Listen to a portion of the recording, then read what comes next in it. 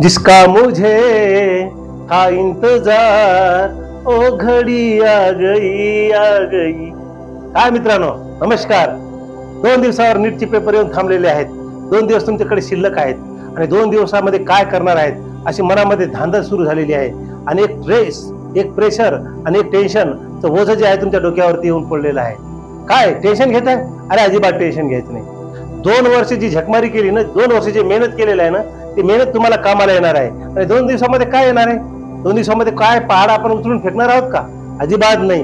त्यामुळे विद्यार्थी मित्रांनो, अजिबात टेन्शन घ्यायचं नाही। हे 2 दिवस तुमच्या आहे ना शारीरिक आरोग्यासाठी खूप महत्वाचे आहेत आणि या 2 दिवसामध्ये आरोग्य सांभाळणं फार गरजेचं आहे। नाही तर मला खूप टेन्शन येतंय, काय पेपर मध्ये येणार आहे, मी काय लिहू, किती वाजता जायचंय, असे अनेक प्रश्न तुमच्या मनामध्ये आहेत आणि या प्रश्नाचं उत्तर देण्यासाठी खास या व्हिडिओसाठी मी तुम्हाला या ठिकाणी या व्हिडिओमध्ये सांगणार आहे। टेन्शन घ्यायचंच नाही ना। किती दिवस आम्ही काम केलेलं आहे? 2 वर्ष काम केलेलं आहे। 2 वर्ष जोक नाही, 2 वर्ष आम्ही शिक्षण घेतलेलं आहे, अभ्यास केलेला आहे 2 वर्ष। मग 2 वर्षामध्ये काय आम्हाला झकमारी करायची आम्ही केलेली आहे। आता काय करणार आहेत? आता टेन्शन अजिबात घ्यायचं नाही। का टेन्शन घ्यायचंय परीक्षेचं? अरे ते म्हटलं जातं ना, जान आहे तो जहान आहे।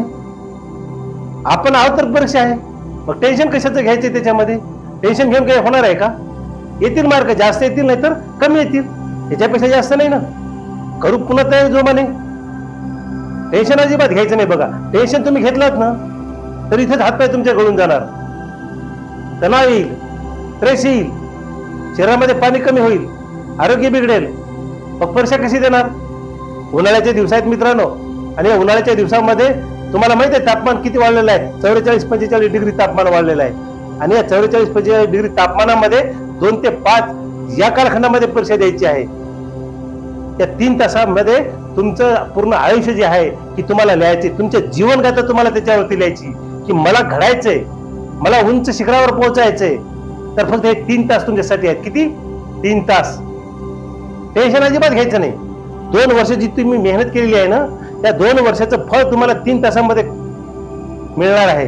त्यासाठी अजिबात टेन्शन घ्यायचं नाही। हे 2 दिवस तुम्हाला आरोग्य जपण्यासाठी आहे, तुम्हाला आराम करण्यासाठी आहे आणि आराम करणं फार गरजेचं आहे। तुम्ही म्हणणार की सर आता 2 दिवस आराम करायचंय म्हणजे काय करायचंय? अरे वाचणार नाही, बघायचंय। तुम्हाला जे काही थेरम दिलेले आहेत, काही बॉटनीचे तुमच्या डायग्राम असतील, काही उदाहरणं असतील ते वाचायचे आहेत। फिजिक्सचे काही तुम्हाला सूत्र दिलेले आहेत, ते सूत्र थोडे थोडे बघायचे आहेत, काय महत्वाचं आहे ते। काही टॉपिक महत्वाचे तुम्हाला क्लासेसमध्ये सांगितले असतील ते तुम्हाला बघायचं आहे। केमिस्ट्रीचे काही टॉपिक सांगितले असतील ते बघायचं आहे आणि फ्रेश म्हणून बघायचं आहे। स्ट्रेस अजिबात घ्यायचं नाही। नाहीतर मला टेन्शन आलंय, मी जेवण संध्याकाळचं करणार नाही, झोपणार नाही, मला रात्री 12-1 वाजेपर्यंत अभ्यास करायचा आहे। अजिबात तसं करू नका। रात्री 12-1-2 पर्यंत अजिबात तुम्ही अभ्यास करायचा नाही। बघा, तुम्हाला किमान या परीक्षेच्या काळामध्ये उन्हाळ्याच्या दिवसामध्ये 8 तास किमान झोप असली पाहिजे आणि 8 तास झोप असेल तर तुमचं मेंदू जो आहे तो ठिकाणावर राहील। नाहीतर इतकं स्ट्रेस वाढते ना मित्रांनो, तुम्हाला माहिती आहे जसे जसे दिवस जवळ येतात तसे तसे आपले हार्टबीट वाढत आहेत। म्हणजे आपण काय करतोय? आपण आपल्या आरोग्याची काळजी आपण स्वतः घेत नाही। तणावमुक्त जीवन जगायचं असेल तर तुम्हाला 8 तास झोप घेणं फार गरजेचं आहे। पिचवर काय अवस्था तुम्हाला आता हे तुमचं आतापर्यंत तुम्ही जे काही मॅच खेळलेत ना, या मॅच खेळले तुम्ही सरावात्मक क्लासमध्ये, बरोबर आहे। आता तुमचं खरं आहे वर्ल्ड कप जे आहे आता शेवटचं आहे, म्हणजे फायनल मॅच होणार आहे ही आणि फायनल मॅच मध्ये खरी तुम्हाला ताकद दाखवायची आहे। आपण बघतो वर्ल्ड कपचे सामने 20-25 मॅचेस होतात, IPL चे होतात, पण खरी ताकद कुठे लागते? फायनल मॅच मध्ये लागते।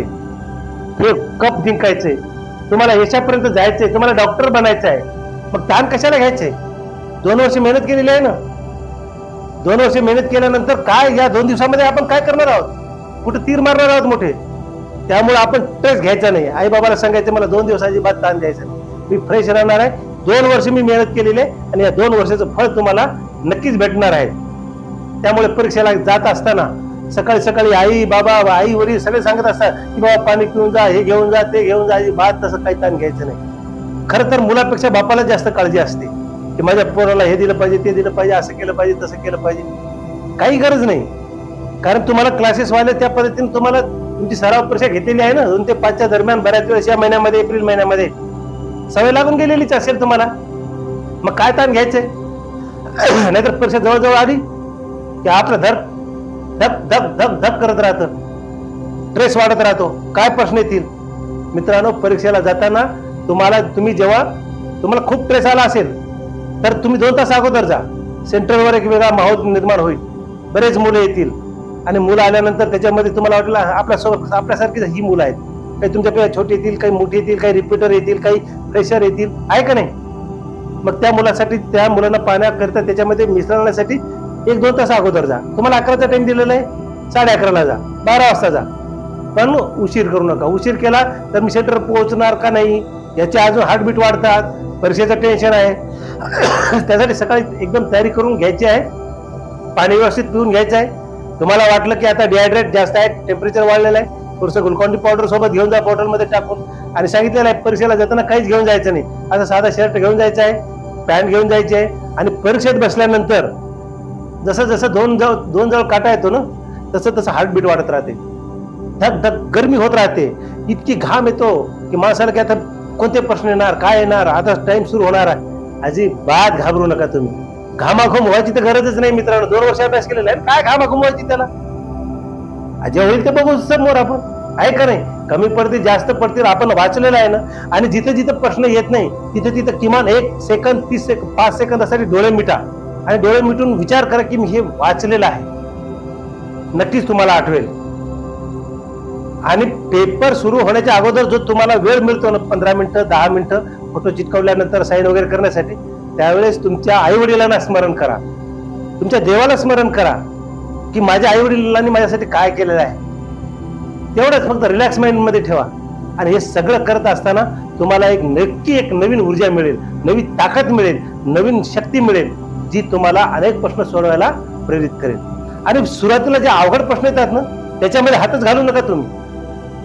जे सोपे प्रश्न येतात ते अगोदर सोडून घ्यायचे. मग ते बायो असो, केमिस्ट्री असो, फिजिक्स असो, सोपे सोपे अगोदर सोडवले ना तर कॉन्फिडंट वाढतो माणसाचा. अरे यार, साला मैंने तो 2 साल ही काम किया है, 2 वर्ष हेच वाचलेलं आहे आणि मला प्रश्न येत आहेत. कॉन्फिडन्स तुमचा मजबूत होतोय. आणि जे येत नाही त्याच्यावरती घासत बसूच नका, कारण एका प्रश्नाला जरी तुमचे 1.5 मिनिटं 2 मिनिटं गेलेत ना तर त्याचं नुकसान होतं पुढच्या प्रश्नावरती. त्यामुळे जेवढे येतात पहिले 180 पैकी पहिल्यापासून सुरुवात करायची 180 पर्यंत, जेवढे मला येतात तेवढे मी फायनल पट सोडून टाकणार आहे. आणि याच्यामध्ये काय होणार आहे, तुम्हाला वेळ जास्त मिळणार आहे. आणि वेळ जास्त मिळाला की तुमचा आत्मविश्वास वाढेल की यार छट, अभी तो 1.5 घंटा बचा है, अभी तो 1 घंटा बचा है, अभी तो आधा घंटा बचा आहे का नाही. म्हणजे अर्धा तास राहिलाय, 1 तास राहिलाय, असं तुम्हाला कॉन्फिडन्स येऊ देईल. आणि याच्यामध्ये मी राहिलेली प्रश्न लगेच सॉल्व्ह करून टाकणार आहे. तुमचा आत्मविश्वास वाढेल. आत्मविश्वास वाढला ना मित्रांनो की येणारी प्रश्न येणारच. काही प्रश्न असे असतात की त्याच्यामध्ये 50-50 येतात, बरोबर आहे. 2 पर्याय तुम्हाला वाटतात की हे 2 पर्याय बरोबर असू शकतात, बाकीचे 2 पर्याय चुकीचे आहेत. त्यावेळेस तुम्ही डोळे मिटून घ्यायचे. आणि डोळे मिटून घेतले ना तर थोडा आरामाने त्या पुस्तकामध्ये डोकं घालायचे, आपलं मन तिथे न्यायचे की या टॉपिक मधला हा प्रश्न आहे, काय असेल, बरोबर आहे. आणि लगेच त्याच्यामध्ये जे आहे की त्याच्यापैकी तुमच्या हृदयाला जे वाटतं ना की हेच प्रश्न असू शकतं, त्याचं उत्तर त्याच्यावर टिक करा. निगेटिव्ह कडे जाऊ नका. निगेटिव्ह सोडवायचेच नाही. बघा, निगेटिव्ह सोडल्यानंतर काय होतंय, त्याची रँकिंग कमी येते. आणि रँकिंग कमी आलं की आपला नंबर खाली येतो. त्यामुळे निगेटिव्हवर जास्त फोकस करायचा नाही, जी पॉझिटिव्ह आहे त्याच्यावरच जास्त फोकस करा. आणि अजिबात घाबरायचं नाही. बघा, आणि एकदम बिनधास्तपणे परीक्षा द्यायची.